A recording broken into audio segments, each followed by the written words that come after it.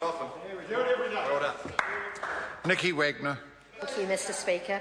I rise to speak to this Environment Canterbury Temporary Commissioners and Improved Water Management Amendment Bill.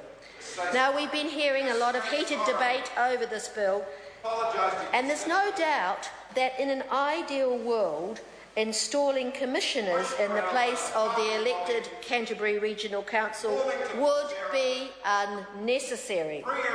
But back in 2010, the Council was struggling to perform its duties effectively. It was bogged down with the enormous challenges of managing water in Canterbury, and it had lost the confidence of the people of Canterbury.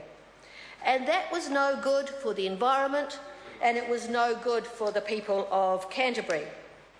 Now, it was interesting that in 2010, when submitters submitted on the original bill, they were deeply concerned about the dangers of having commissioners, and they were very fearful about ECAN's role going forward, and they forecast all sorts of dire consequences.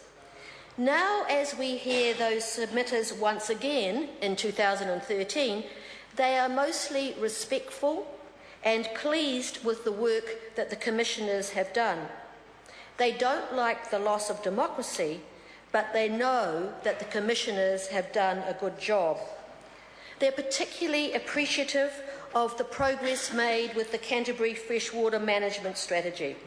And for those of you who don't know, this is a really exciting new collaborative process which has changed the way that people think about managing water in Canterbury.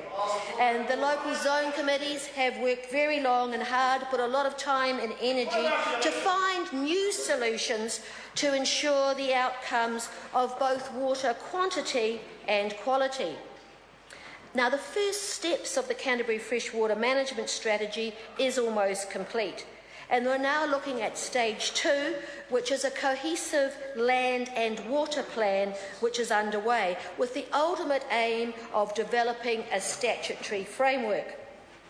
Now, it's true that things have taken a bit longer than expected, but it's not surprising considering everybody in Canterbury's lives has both been disrupted and diverted by the Canterbury earthquakes, and so has ECAN's.